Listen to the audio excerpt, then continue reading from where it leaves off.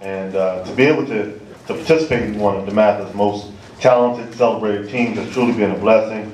To play in the backfield with two completely amazing backs like Tyrone Jackson and Phil Bryant. All of us were blessed with the opportunity to run behind the blocking of an offensive line who can only be described as studs. Kev, you're only one representing right now. But you guys all came in different sizes and shapes, but you guys were hitting your marks. And you guys were blocking with love. That's one thing that we had to learn, is you guys were really playing with love. I would always admire you guys and love you guys for that. As much as we would all like to take credit for our performance, I wanted to explain the DeMatha experience in another way. Now, fellow honoree Bruce Mitchell, you talked about iron sharpening iron. I always talk about pressure and heat, either burst pipes or form diamonds. As for a diamond, it goes even further, because diamonds in their rawest form are not valuable until they are cut by other diamonds. But most of us will admit that all of those cuts hurt, and that we only appreciate them afterwards.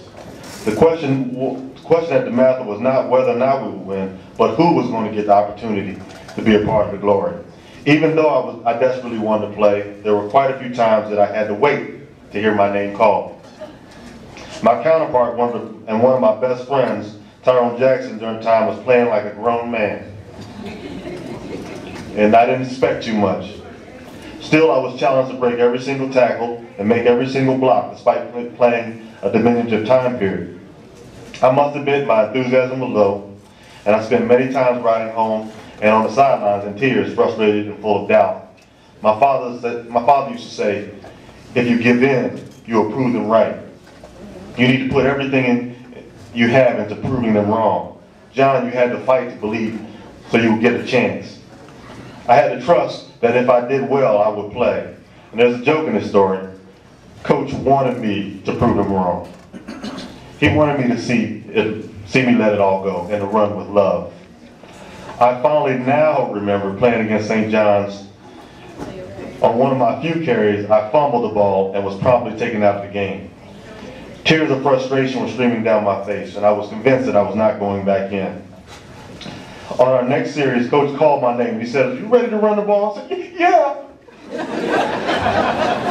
And I almost pulled my hamstring running out on the field. In the huddle, everybody said, "Come on, John, you can do it. We got your back." And I ran like I would never play again, and I ran for a 56-yard touchdown. I ran with love. Everyone jumped on me to celebrate. And when I got to the sideline, there was Tyrone smiling through his face mask. He said, "John, your form looked like you were running through an alleyway with a pack of crazed dogs chasing after you." You see, many of us still have our own coachable moments, especially we have all experienced these speeches that we all hated. Here's one of them. And how many people have played for Bill McGregor in this room? Okay. Now, Bill had a way of explaining to you somebody that you were supposed to be, but that you are. So let me give you my measurements. I was 5'10", 200 pounds, but Bill would look at me and say, you are 6 feet tall. You're 220 pounds. Everybody in this country is looking at you, and you won't give an effort. He always, and we're just like, what is this guy? I'm not 6 feet tall. I'm 5'10". What is this guy talking about? And he did it all the time. He would talk about the line. Look at you guys are bigger than everybody. You guys are just running over them. We're 3 touchdowns ahead. And I just told him he would stay in our head at all times. Now, even though these stats were grossly exaggerated, he was asking us to play bigger than we thought we needed to be. Coach was asking me to be bigger, and we all need to play with love. In addition, I wanted to personally thank Dick Messier, the quiet soldier, who was my track coach. In many cases, he was the glue that kept many of the sports programs fluid. When we played, he was our transportation, our trainer, our teacher, our coach, and confidant. He was always there. He was truly a blessing for us. I believe in our experiences of being shaped and being the shapers of DeMatha can be encapsulated in these two chosen stanzas of the poem If by Rudyard Kipling. I know it by heart, but I'm not going to take that chance.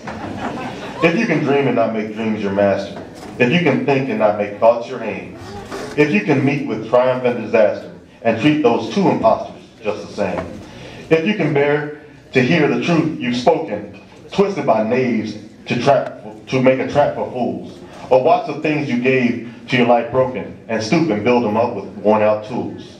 If you can talk with crowds and keep your virtue, or walk with kings nor lose the common touch, if neither foes nor loving friends can hurt you, if all men count on you, but none too much, if you can fill the unforgiving minute with 60 seconds of worth of distance run, yours is the earth and everything that's in it, and which is more, you will be a man, my son. Thank you very much.